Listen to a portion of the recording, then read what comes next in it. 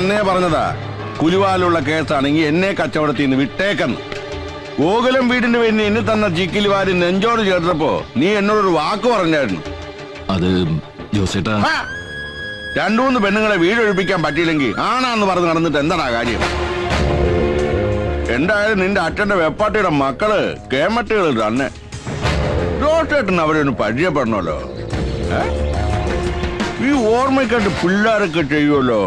എന്തോട്ടാ പറഞ്ഞ എടാ കണാരാ ഏറെ ഒപ്പിട്ട് വാങ്ങൂലടാ, ഓട്ടോഗ്രാഫ്.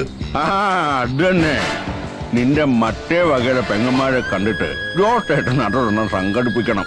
ജോസേട്ടാ അതിപ്പോ എന്താ പെങ്ങന്മാരുടെ മുമ്പിൽ നാണം കെട്ടപ്പോ ഇടയിളാക്കാം. ഒന്ന് ഞാൻ പറഞ്ഞേക്കാം, ആരെ കൊണ്ടിട്ടാളി എന്റെ കാര്യം നടന്നിരിക്കണം. 1-2 അല്ല, ലക്ഷങ്ങളാണ് നിന്നെ വിട്ടോട്ട് ഞാൻ ഇറക്കിയിരിക്കുന്നത്. ഉറപ്പിച്ച കച്ചവടം പറഞ്ഞ സമയത്ത് നടത്തിയിരിക്കണം. അതിനിടയ്ക്ക് നാർത്തരം കാണിക്കാൻ നിന്ന കിടഹാവേ.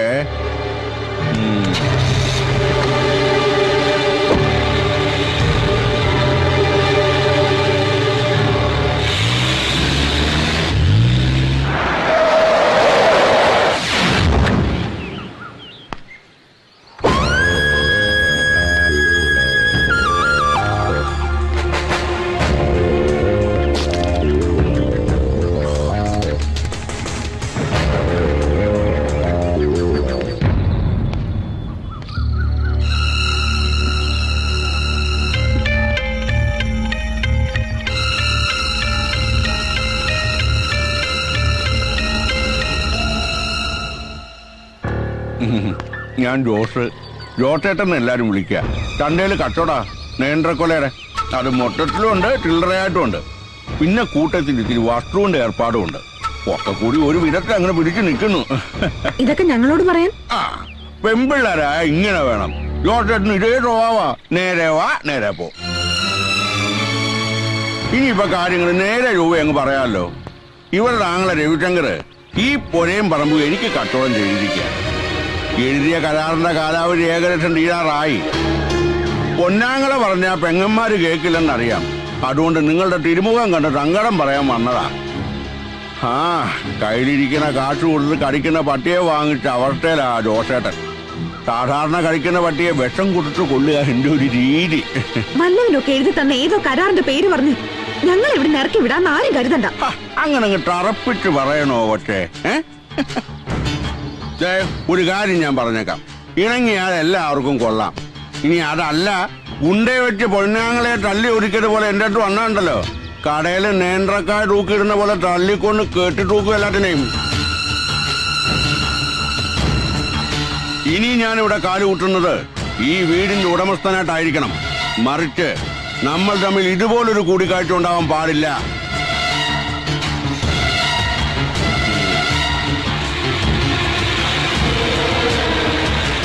ജോസേട്ടാ,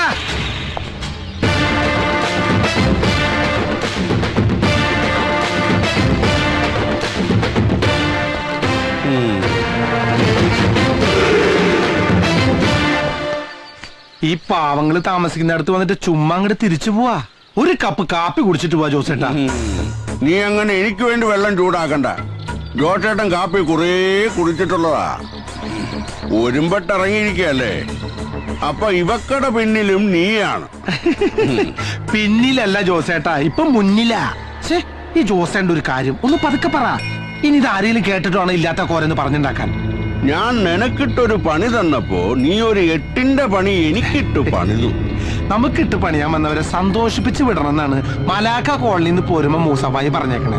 അച്ഛന്റെ സ്ഥാനത്ത് നിൽക്കണ മൂസബായി പറഞ്ഞ എനിക്കത് കേൾക്കാതിരിക്കാൻ പറ്റുമോ ജോസേട്ടാ?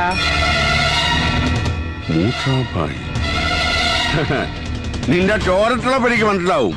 പക്ഷേ കട്ടിക്കും ടോക്കിനും അത് അറിയണമെന്നില്ല. ഈ ഇളം പ്രായത്തിൽ തന്നെ അങ്ങ് പോണോ? ഇത് കണ്ടോ, ആയുർരേഖ 80-ന് മുകളിലാ. തന്റെയും പുക കണ്ടേ ഞാൻ പോവൂ. ഈ പ്രായത്തില് തനക്കങ്ങോട്ട് പോകണമെന്നുണ്ടോ?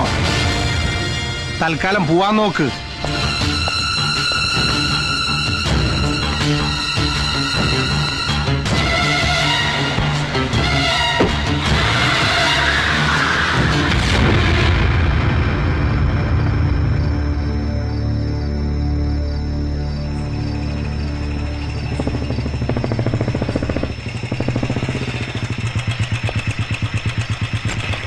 പോയ കാര്യം വല്ലതും അറിഞ്ഞോ മോനെ? ഈ വീട് കൊടുക്കാമെന്ന ധാരണയിൽ നല്ലൊരു തുക ജോസേട്ടന്റെ കയ്യിൽ നിന്ന് രവിശങ്കർ അഡ്വാൻസ് വാങ്ങിയിട്ടുണ്ട്.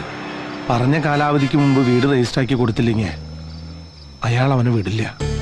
ആഗ്രഹിക്കുന്നത് എന്തും കൈപ്പിടിയിലാക്കണമെന്ന് വാശിയുള്ളവനാ രവിശങ്കർ. ഇവരുടെ ചോരയാണെന്നൊന്നും പറഞ്ഞിട്ട് കാര്യമില്ല. വീട് വിൽക്കാൻ വേണ്ടി എന്ത് അനുക്രമം കാണിക്കാനും അവൻ മടിക്കില്ല. ഈശ്വരന് മാത്രമേ അറിയാവൂ എന്തൊക്കെയാ നടക്കാൻ പോകുന്നത്. ഞങ്ങൾക്ക് ആരാ ഉള്ളത്? അങ്ങനെയൊന്നും ചിന്തിക്കണ്ട. മനസ്സ് തുറന്ന് എന്തെങ്കിലും പറയണമെന്ന് തോന്നുമ്പോ എന്നോട് പറയാലോ. ഒരു മകനെ പോലെ കരുതിയാ മതി.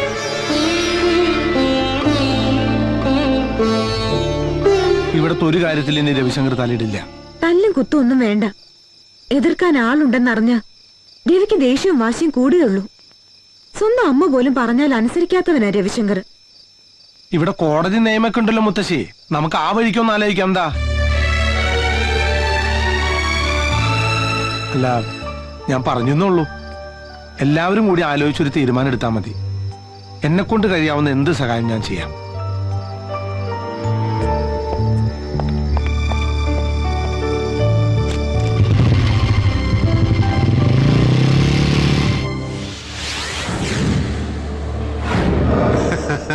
ഞാൻ എത്തിയിരിക്കും. May I come in sir? Yes.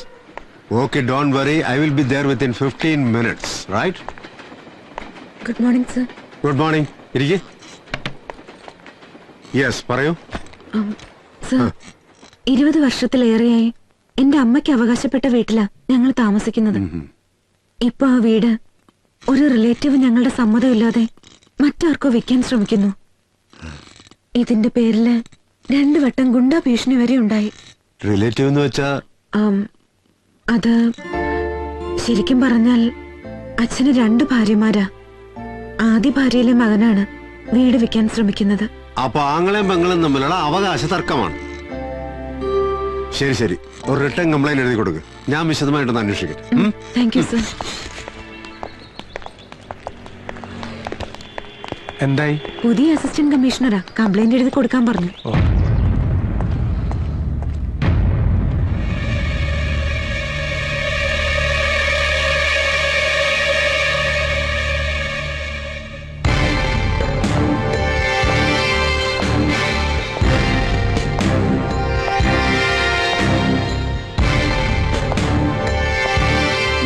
നിനക്കിവിടെ എന്താ കാര്യം? സർ, എന്റെ കൂടെ വന്നതാണ്. ഇവന്റെ ഒക്കെ പ്രൊട്ടക്ഷൻ പോരാഞ്ഞിട്ടാണോ മാഡം ഇങ്ങോട്ട് എഴുന്നള്ളിയത്? സർ, ഇയാളുടെ ബാക്ക്ഗ്രൗണ്ട് അറിയോ? എന്റെ ബാക്ക്ഗ്രൗണ്ട് പഠിക്കാനല്ല, ഇവരുടെ ബാക്ക്ഗ്രൗണ്ട് പറയാനാ വന്നത്. നിയമത്തിന്റെ വഴിക്ക് സാറ് പോവാൻ തയ്യാറല്ലെങ്കിൽ ഇവരുടെ കുടുംബത്തിനുള്ള പ്രൊട്ടക്ഷൻ ഞാൻ കൊടുക്കും. വേണ്ട, ഇത് സ്ഥലം വേറെയാ. നീ മലാക്ക കോളനിയുടെ ബലത്തിൽ കളിച്ച കളി ഇവിടെ എടുത്താ നിന്നെ ഞാൻ കളി പഠിപ്പിക്കും.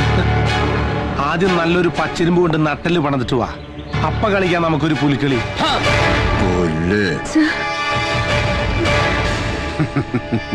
ഇപ്പൊ പിടിച്ചകത്തിട്ട് നിന്റെ പ്രാണനം ഊറ്റിയെടുത്താ പോലും ഒരു പുല്ലനും ഈ രാമനാഥനോട് ചോദിക്കില്ലടാ.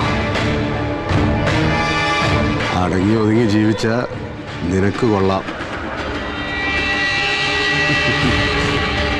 മലാക്ക കോളനി വന്ന് ആ പഴയ CI രാമനാഥനല്ല, ഈ സിറ്റി ഭരിക്കുന്ന അസിസ്റ്റന്റ് കമ്മീഷണർ രാമനാഥനാ പറയുന്നത്. കരുതിയിരുന്നോ നീ?